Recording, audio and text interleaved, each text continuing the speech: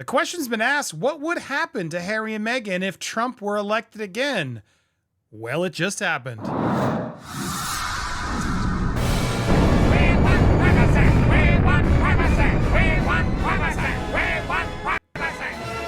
Welcome to Popcorn Palace. I am Andy Signor, and I'm here with John Witherspoon. Welcome back, sir. How you doing?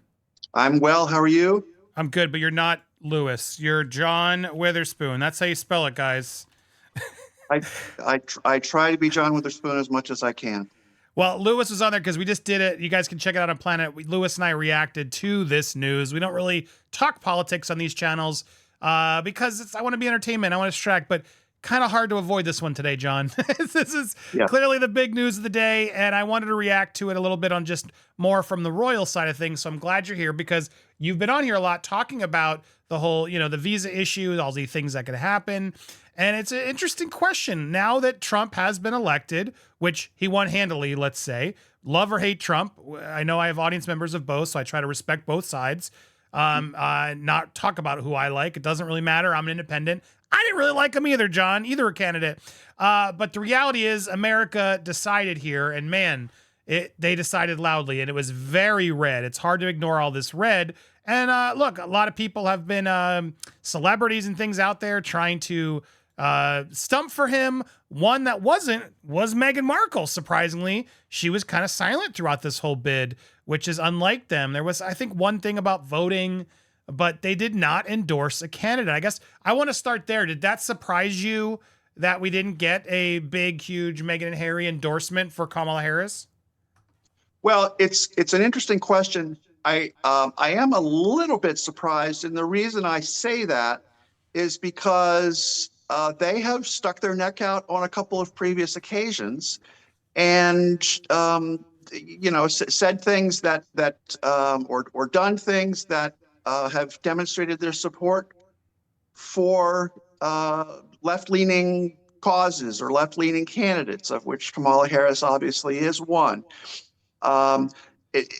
You remember when there was an issue with the paperwork that they had filed with the state of California, and even Governor Gavin Newsom of California stood up and defended them and said, oh gosh, this is no big deal. It's much ado about nothing, and so forth. And then they had apparently used some of their employees' time to have them write letters to people, encouraging them to register to vote or to be involved in the political process. And as I recall, I believe that there was a link involved where if you responded to one of those letters, you would be sent to a website, and that website allegedly was very left-leaning and supporting Democratic causes and so forth. One thing that's interesting, and I think this goes across a lot of Harry and Meghan's past behaviors, is that they don't really have a good ability to look around corners and to realize, okay, if I do A, what is likely to be the blowback from the other direction? And how is that going to affect my next step after I take step A in a certain sequence? And so the fact that they have not been proactive in endorsing a given candidate in this race, apparently, is intriguing, because it sort of implies that maybe they've learned to stay quiet and not to stick their neck out and not to involve themselves in situations. I'll just point out as well, it's particularly interesting because it's clear that Donald Trump is aware of Harry and Meghan, and he has talked openly about his disdain for some decisions that Harry has made, especially with respect to the late Queen. So he clearly is not a fan of Harry, although in the last 48 hours or so, one of Trump's sons, I don't know if it was Don Jr. or Eric, has come out and made some comments about Harry and Meghan specifically. And I read those comments. It was not entirely clear to me what message was intended to be conveyed.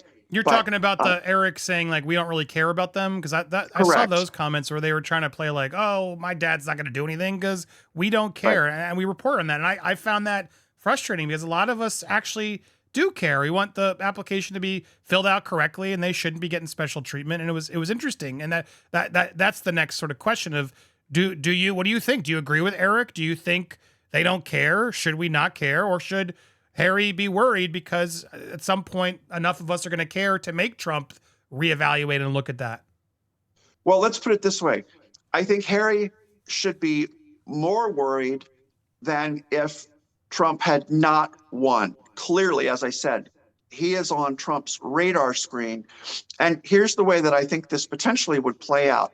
Trump is not going to interfere in pending litigation. He is not going to interfere in the case as it stands right now. And I don't think Heritage Foundation would want him to interfere as well. I think what will probably happen is that the current litigation will run its course.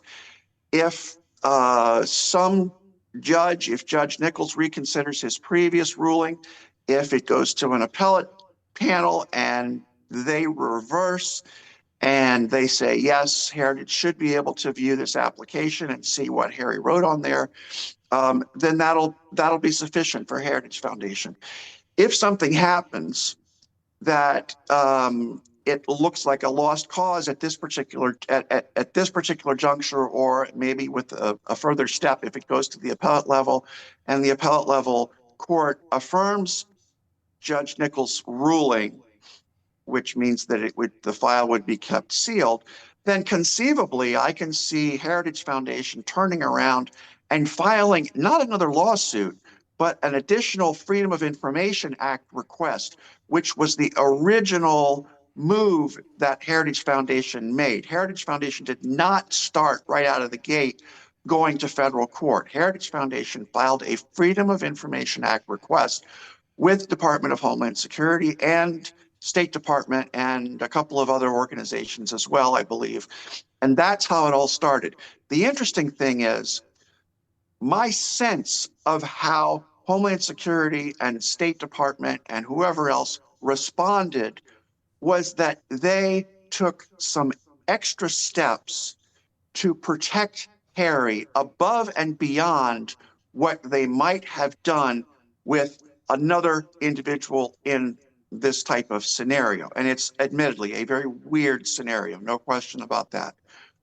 What I can see potentially happening is that if another FOIA request was filed, a Trump administration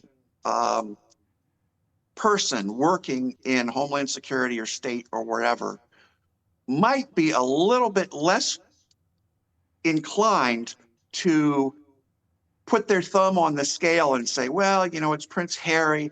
Let's make sure we don't offend him or embarrass him or whatever it is. I suspect that probably would not happen in a new filing with a Trump administration Homeland Security Department or a Trump administration State Department. That's my sense of how this would likely play out. Interesting. I mean, I worry Eric's probably telling the truth and that Trump's going to move on to other things. And maybe there are more important things. There's a lot to focus on. There's a lot of issues. He's promised to do a lot of stuff. Obviously, Harry's visa is probably lowest on the list because who cares to an extent. I understand where he's coming from, right? But I do think we need to care about this a bit. I imagine they're getting nervous. And Angela Levin out there putting the question too, would Meghan leave America if Trump asked Prince Harry to leave? I don't know. Maybe she'd be excited because she wants to separate anyway. There's been all those speculation theories as well. So we'll see. He might actually not have to worry about this visa issue if he's the one who ends up moving out to Lisbon and she stays in Montecito. There's a lot of stuff that could happen, but I think you said it best in that this win definitely doesn't help them. It's definitely not going to help them. We will see if he ends up devoting any time or effort to figuring out Harry's visa. I'm curious if you guys want him to. Is that a good use of his time? I want to hear your thoughts in the comments down below. Make sure you also support John Witherspoon over on Instagram at WitherspoonDC. Always a pleasure, sir. Thank you for enlightening us. We've got more coming to you. Sorry if I've been a delay this week. I'm working on the Royal Doc, so it seems like I'm not posting or doing as much. It's because I'm doing a lot behind the scenes, John, and my head just gets so absorbed I can't fit it in as fastly. But I promise more is coming here, a lot more. You're going to be very excited, guys. Stay tuned. Make sure to hit that subscribe button, hit that bell for alerts, smash the like button, and leave your comments down below. What do you want Trump to do regarding Prince Harry?